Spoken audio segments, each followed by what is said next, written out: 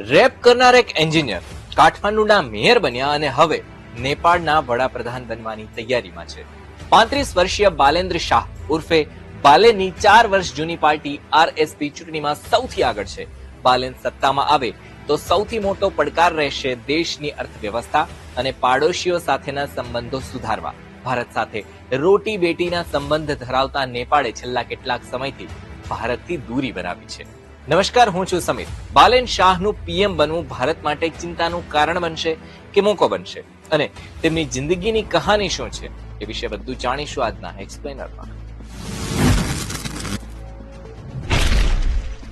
27 April 1990 ના રોજ કાઠમાંડુના ગૈરીગોનમાં જન્મેલા બાલેનને બાળપણથી જ રેપ, એક્ટિંગ, સિંગિંગ અને મ્યુઝિક પ્રોડક્શનનો શોખ હતો. તેમના પિતા રામ નારાયણ શાહ આયુર્વેદિક ડોક્ટર હતા.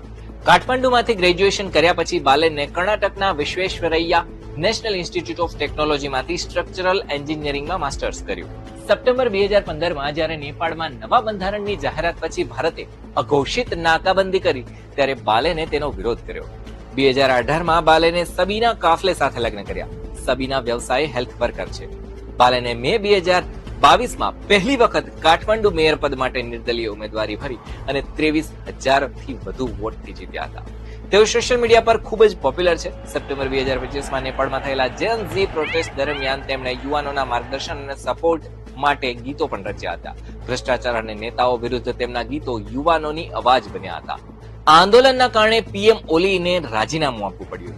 આ જ વર્ષે 18 જાન્યુઆરીએ બાલેને મેયર પદમાંથી રાજીનામું આપી દીધું છે, જેથી તે સંસદીય ચૂંટણી લડી શકે. નેપાળી થિંક ટેન્ક પોલીસે એન્ટરપ્રેન્યોર્સના ડિરેક્ટર છે અનુરાગ આચાર્ય, તે શું કહે છે સાંભળીએ.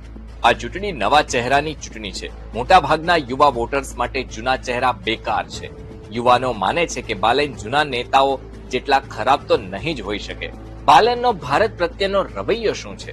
બાલેને નેપાળમાં કેટલાક હદ સુધી એન્ટી ઇન્ડિયા લીડર માનવામાં આવે છે, અને બે ઘટનાથી આપણે સમજી શકીએ છીએ. આખો વિડિયો જોવા માટે ડાઉનલોડ કરો દિવ્ય ભાસ્કર એપ.